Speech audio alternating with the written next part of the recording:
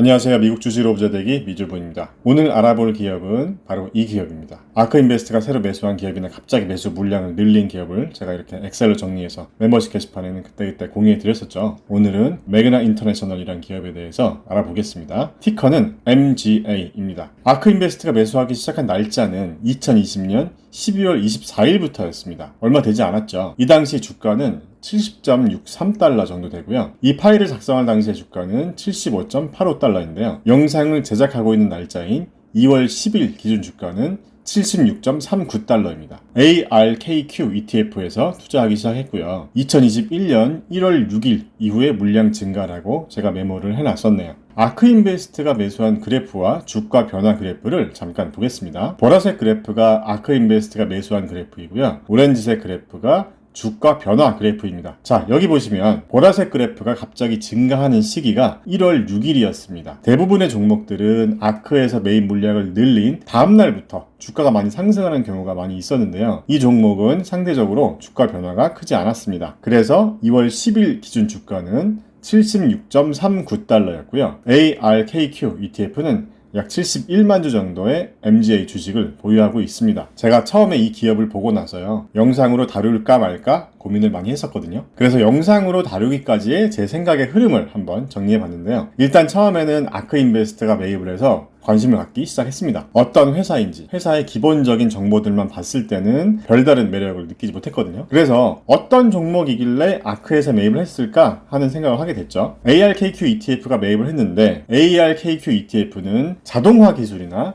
로봇에 투자하는 ETF로 되어 있거든요. 그래서 MGA가 이 분야에 어떤 기술이 있는 건가 하는 생각도 해봤습니다. 그래서 좀 더 알아보니까 자동차 부품 글로벌 5위 업체라고 하더라고요.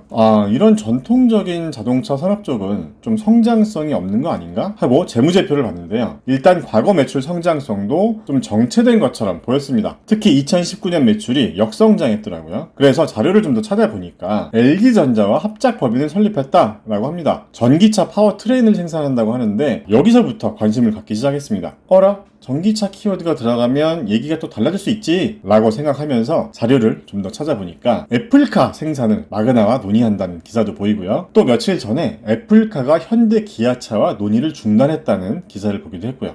이거 봐라. 그러면 혹시 MGA가 애플 전기차 수혜주가 되는 건가? 하는 생각까지 하면서 매그나에게 좀 더 관심을 갖기 시작했습니다. 그러면 지금부터 매그나 인터내셔널에 대해서 본격적으로 알아보겠습니다. 구독과 좋아요, 알림 설정까지 꼭 해주세요. 알림 설정은 이렇게 전체 알림 설정을 해주시면 미주부의 최신 정보를 누구보다 빠르게 받아보실 수 있습니다. 자, 일단 매그나의 최근 1년간 주가 변화를 먼저 보겠습니다. 작년 초 코로나 때 주가가 25달러 정도까지 빠졌다가 꾸준히 회복하면서 2월 11일 기준 주가는 77.58달러입니다. 시가총액은 22.95 빌리언 달러 정도니까 한화로는 25조 원 정도 되는 기업입니다. 그리고 배당금도 지급하는 기업입니다. 현재 주가를 기준으로 2% 정도의 배당률입니다. 1957년에 설립된 매그나는 파워트레인, 셰시, 내외장재 등 다양한 자동차 부품을 생산해서 세계 여러 나라의 완성차 업체에 공급하는 글로벌 자동차 부품 시장 선도 기업입니다. 본사는 캐나다 온타리오주에 있고요. 그리고 이 기사를 잠깐 보겠습니다. 매그나와 LG전자가 전기차 파워트레인 합작 법인을 설립했다고 하는데요. LG전자는 파워트레인의 핵심 부품인 모터와 인버터 사업 부분을 물적 분할해서 합작 법인의 51% 지분을 갖고요. 매그나가 5천억 원을 투자하면서 나머지 49%의 지분을 갖게 됩니다. 매그나는 왜 LG전자와 합작사를 설립했을까요? 그 이유는 바로 LG전자가 자부심을 갖고 있는 모터에 있습니다. LG전자는 1962년에 선풍기용 모터를 개발한 걸 시작으로 해서 1998년에는 세계 최초의 인버터 기술 기반인 DD 모터를 선보이면서 기술력을 인정받았는데요. 이 LG전자의 모터 기술력이 이식된 사업이 바로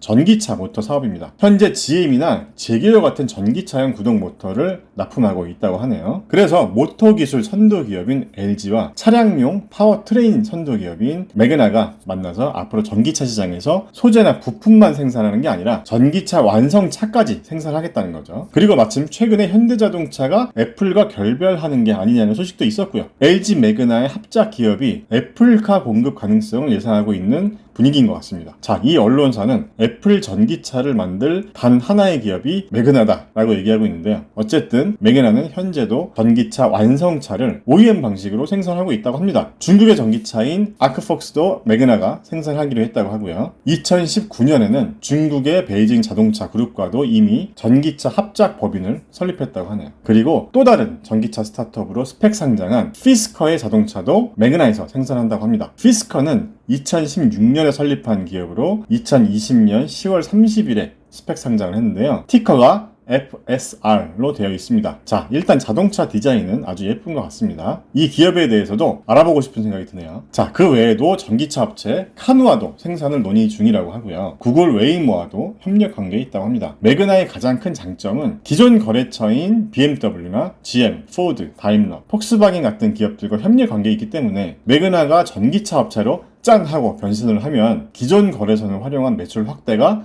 크게 될 수 있지 않을까 하는 생각이 듭니다. 또 공교롭게도 애플 전기차 출시 기사가 나오고 나서 매그나 주가도 10% 상승을 했다고 합니다. 자, 이렇게 매그나의 사업적인 포지셔닝은 전기차 완성차의 OEM 생산 공장이 되고자 하는 것으로 보입니다. 이렇게 매그나가 앞으로 전기차 산업의 기업으로 간다면 회사 밸류에이션이 달라지고 주가도 더 많이 오르지 않을까 하는 생각이 들 수 있죠. 자, 이 부분도 계속 알아보겠습니다. 자, 그리고 자율주행과 관련된 기술력도 있는 걸로 보여지는데요. 전 세계 카메라 기반 ADAS의 24%를 매그나가 장악했다고 합니다. 이미 완성차 100여 개 모델에 적용되어 있다고 하고요. 이외에 라이다나 레이더 관련 생산 기술도 있다고 하네요. BMW의 라이다 사업을 수주했다는 기사도 있고요. 그리고 매그나의 아이콘 레이더 시스템은 300m 이상의 범위에서도 거리나 높이, 깊이, 속도 등에 대해서 종합적인 인식이 가능한 제품이라고 합니다. 또 매그나의 파워트레인은 모듈화나 확장화가 가능해서 하이브리드나 전기차에 적용이 가능하다고 하는데요. 이렇게 매그나는 전기 자동차 시대를 맞아서 다양한 사업 영역에서 준비를 해나가고 있는 것 같습니다. 과거 실적의 성장세는 둔화된 모습이지만 앞으로의 실적 성장이 기대되는 기업입니다.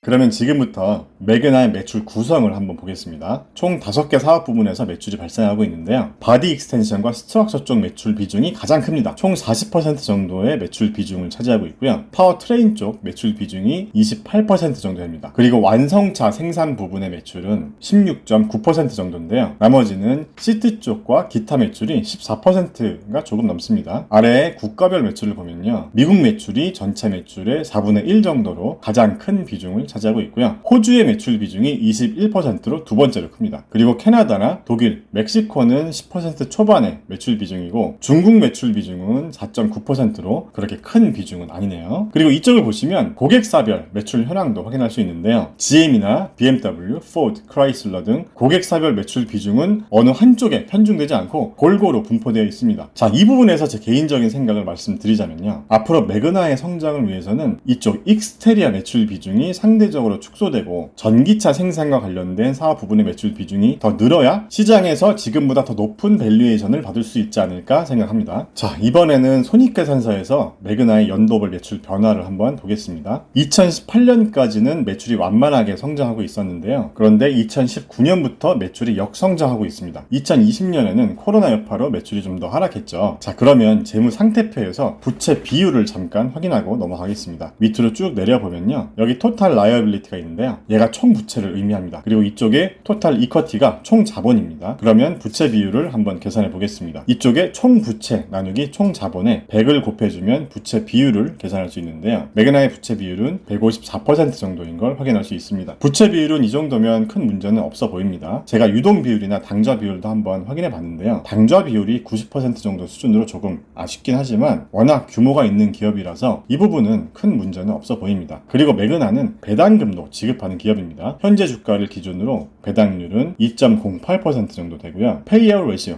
즉 배당 성향은 51.52%로 이 부분도 적절한 수준이라고 생각합니다. 페이아웃 레이시오가 어떤 의미인지 미주부 채널을 꾸준히 시청해 오신 분들이면 다 아실 거라고 생각하고 설명을 생략하겠습니다. 자, 그리고 5년 평균 배당 성장률은 11.04% 정도 됩니다. 참고로 매그나는 분기 배당입니다. 자, 지금부터는 매그나의 밸류에이션 지표들을 한번 확인해 보겠습니다. 먼저 과거 10년간 PE 레이시오 변화를 한번 보겠습니다. 가운데 그래프가 EPS의 변화인데요. EPS도 꾸준히 상승해 오다 올랐다가 2019년부터 하락해 오면서 특히 2020년 코로나 때는 더 부진한 모습을 보여줬습니다. 그런데 주가는 오히려 더 상승하면서 PE 레이셔도 거의 50배까지 올라갔습니다. 과거 10년간의 PE 레이셔 평균 값보다 훨씬 상회하고 있죠. 이 지표만 놓고 보면 지금 들어가기엔 좀 억울하다는 생각이 들 수 있죠. 일단 순이익에 대한 지표는 코로나에 영향이 있었다고 보고요. 이번에는 매출을 기준으로 한 지표를 한번 보겠습니다. 자, 마찬가지로 가운데 매출을 보면 2019년부터 좀 부진한 모습을 보여주고 있네요. 하지만 주가는 앞으로의 기대감 때문인지 오히려 더 상승했습니다. 또 PS 레이시오도 보면요. 과거 평균은 한 이 정도 될 것 같은데요. 0.6배가 안 된 것 같아 보이는데요. 최근 주가 기준으로 PS 레이시오는 0.75배 정도입니다. PS 레이시오도 과거 10년 평균보다는 상회하고 있는데요. 그래도 어쨌든 PS 레이시오가 1도 넘지 않습니다. 이 의미는 매그나의 연간 매출액보다 시가총액이 더 작다는 의미잖아요. 자, 그러면 우리가 매그나에 투자를 결정하기 위해서 이 기업의 적정 멀티플이 몇 배인지를 선정해줘야 하는데요. 그래서 제가 이렇게 참고할 만한 기업들을 가져와 봤습니다. 동종 기업 간의 비교 분석이 아니고요. 요즘 핫한 전기차 키워드의 기업들과 전통적인 자동차 기업들을 한번 비교해 보면서 매그나의 앞으로의 방향성을 한번 생각해 보자는 거예요. 일단 전기차나 자율주행 키워드의 대표 주자인 테슬라,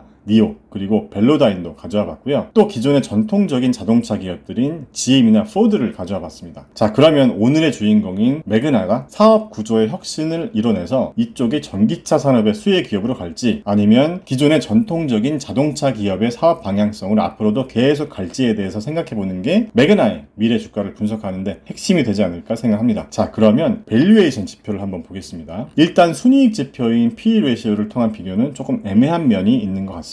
왜냐하면 니오나 벨로다인은 아직까지 적자 기업이고요. 테슬라도 아직은 큰 이익을 내지 못하고 있는 기업이기 때문에 PE 레이시오 수치가 굉장히 높죠. 자, 반면에 GM이나 포드는 PE 레이시오가 7배에서 8배 정도 됩니다. 매그나가 보여주고 있는 수치는 아직까지는 이쪽에 전통적인 자동차 산업과 비슷한 수치를 보여주고 있습니다. 그리고 매출과 관련된 지표인 PS 레이시오나 EV 세일즈도 같이 보면요. 매그나는 마찬가지로 전통적인 자동차 기업들과 비슷한 PS 멀티플을 보여주고 있습니다. 제 개인적인 생각을 말씀드리면요. 매그나의 매출 구조에서 이쪽 전기자동차 산업의 매출 비중이 얼마나 커지냐에 따라서 전기차나 자율주행 키워드 기업들 수준까지는 아니더라도 지금보다는 좀 더 가치를 평가받을 수 있지 않을까 하는 생각입니다. 이 기업을 어떤 시각에서 바라보고 어떻게 가치 평가를 할 것인지는 보는 사람의 투자 기준이나 주관에 따라 다를 수 있겠죠. 자, 그리고 이 부분까지 한번 보겠습니다. 수익성 지표인데요. 제가 중요하게 보는 그로스 프로핏 마진, 즉 매출 이익률만 한번 보겠습니다. 매그나의 그로스 프로핏 마진은 전통적인 자동차 기업들과 비교해보면 나쁘진 않은 것 같습니다. 하지만 니오를 제외한 테슬라나 벨로다인 같은 기업들보다는 매출 이익률이 좀 낮습니다. 이 부분도 앞으로 전기차 관련 생산 공정이 늘어나면서 매출 이익률이 지금보다 더 개선이 될 수 있다면 역시 지금보다 더 좋은 기업 가치를 평가받을 수 있지 않을까 생각합니다. 마지막으로 오늘 이야기의 결론을 말씀드리겠습니다. 매그나는 지금까지는 성장이 둔화된 자동차 산업에 포함되어 있는 기업이었기 때문에 그동안은 낮은 가치로 거래가 계속 되어 왔는데요. LG와의 합작 법인을 시작으로 해서 애플카를 포함한 전기자동차 완성차 생산 기업으로 바뀌게 된다면 어떻게 될까요? 기존보다는 더 높은 밸류에이션의 거래가 될 수 있지 않을까 생각해 봅니다. 하지만 막연한 기대감만으로 회사를 평가할 수는 없겠죠. 실제로 그 부분이 실적에 반영되는지를 체크해 보는 것이 투자 포인트가 될 것 같습니다. 그리고 앞으로 미주부가 올리는 영상은요, 앞으로 10년을 가져갈 기업을 찾는 여정입니다. 10년 뒤에 10배 오를 기업을 찾는 여정이기 때문에 1-20% 정도 수익 보고 주식을 샀다 팔았다 하는 단타용 기업을 찾는 게 아니라는 점에 대해서 다시 한번 말씀을 드립니다. 자, 건강한 주식 투자 문화를 만들기 위해서 앞으로도 저와 함께 열심히 공부해요. 안녕.